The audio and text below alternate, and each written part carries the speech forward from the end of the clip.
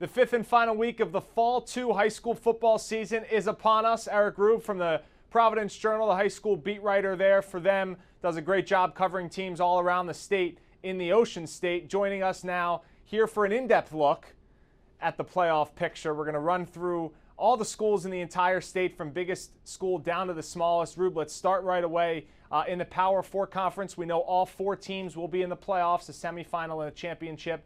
And the seeding is still to be determined. But what have we made out of that division so far this year? A North Kingstown team that had a couple big leads, lost those leads, but also hasn't played at full strength. Yeah, the playoffs in the Power Conference are actually setting up to be kind of interesting because North Kingstown, while they did have those two losses, I think if you ask LaSalle or Hendricken, neither of them is going to really want to play NK in that first round. So that's not exactly the ideal matchup going into round one. Hendricken and Lasalle, they're both trying to play to get that overall number one top seed. It's going to come down to one of those weird tiebreakers where the math gets involved. And once the math gets heavy, I just kind of get away from it because that's not my forte. But Portsmouth and North Kingstown are playing this weekend. The winner of that, if my math's right, and again, I would check that. I always say check my math. But the winner of that matchup is going to end up as the 3 seed, and we'll see how it goes from there.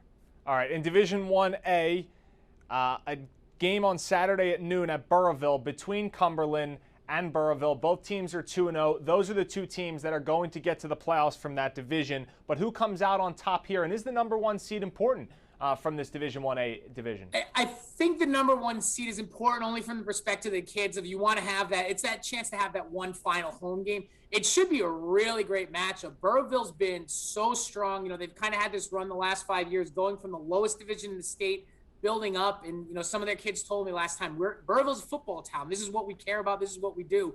They've got a great crew out there. Cumberland, Jocelyn has built that program up great. And now they have this, they can sustain something now at Cumberland. This is the first year where they're really starting to pile together wins. This game should be good. I want to say Cumberland, they were kind of my preseason pick, but Burrillville's been playing so well. Bobby Thatcher is an underrated running back that not a lot of people know about. And if someone's going to carry you to a win, he's not a bad kid to do it. So a subdivision championship there on the line Saturday at noon once again at Burrillville. Division 1B, Central is undefeated. They're a lock to make the playoff. South Kingstown, East Greenwich, Friday night, 5 o'clock. That is to go to the playoffs. How good of a game should that one be?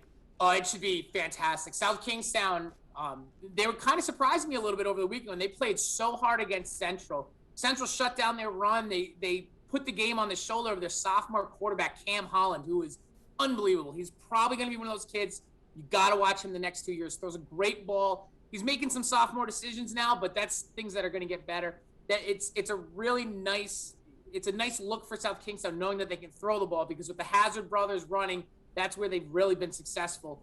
East Greenwich is going to chuck the rock all over the yard. Park Kardeski, I hope I'm pronouncing that right. He's one of the best quarterbacks in the state. Probably, he's one of those kids, not a lot of people knew about him because he's been a backup the last 2 years, but he's legit. This is going to be a fun game, and it's wild because East Greenwich can be, I think, the number one seed if Central loses, and then South Kingstown can still get in. And there's so much on the line in this one game. You have to win to get in, but you could also win and become a number one, which is kind of a cool little added feature. And if you lose, this is it. So for these guys, this is a playoff game for them. All right, in Division 2 now, we're going to start in the A subdivision. A lot going on here within the last 24, 48 hours. Make sense of it all for our viewers here, and then how does it affect the playoff picture? Make sense of it. That's going to be really easy to do. It is a complicated mess right now with COVID. We know St. Raphael's is in. They're 3-0. They're in the playoffs. Number 2 right now is Mount Pleasant. They're at 2-1. And then Moses Brown and Tolman are 1-1. Moses Brown and Tolman were supposed to play each other. The winner would get in because they would have the tiebreakers over Mount Pleasant, provided Mount Pleasant lost to St. Raphael this weekend, which is, again, I'm already starting to go down a path of confusion. But St. Raphael played Moses Brown on Sunday and won. Moses Brown got a case of COVID in their program, so now Moses Brown's on quarantine. St. Raphael's on quarantine. None of these games are getting played this weekend. So right now it looks like what the league has told the teams is games need to be finished by Sunday. So if you don't play by Sunday, games will not count towards your league record. What that means is Tolman and Moses Brown are going to try and play on Tuesday. If they can't go Tuesday, they want to go Wednesday. But it won't matter for the standings because it's past that Sunday date. So you're looking at a chance where a team like Tolman's 1-1. They played St. Raphael, the number 1 team in that division. They played Mount Pleasant, who I guess is now the number 2 team via their record. Those are the only 2 teams they played, and the other 3 games they missed were because of their opposition had COVID issues. So this is a case where a team they're getting the short end of the stick here, and this was what the league didn't want to have happen. But you set these rules and you say, this is it, guys. These are what the rules are. And unfortunately for Tolman, this is what it is. They're not going to make the playoffs. They are a playoff team. They should be playing in the playoffs.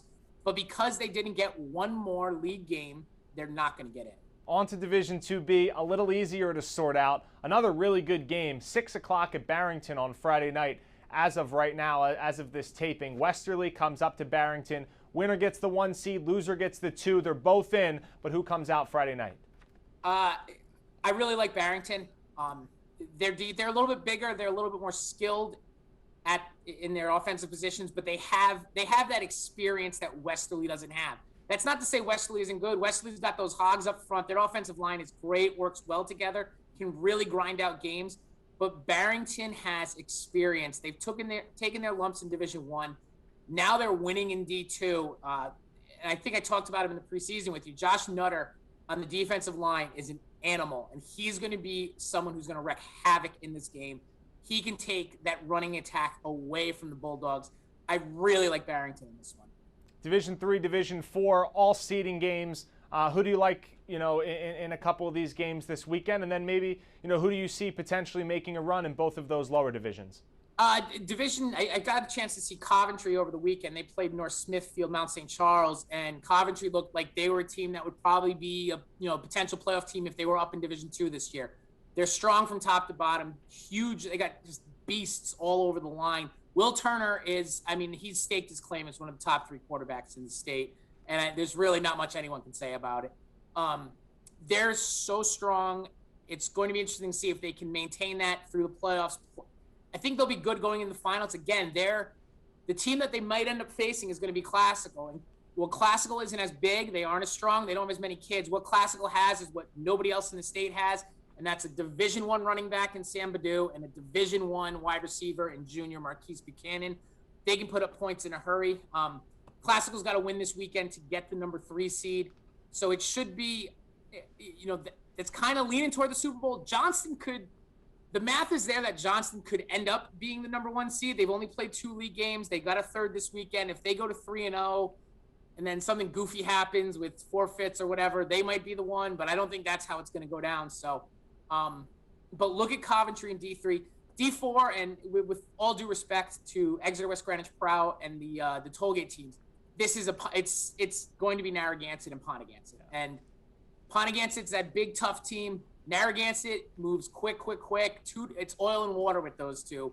And they haven't played in the regular season. It's going to be really fun if they can get together for the Super Bowl.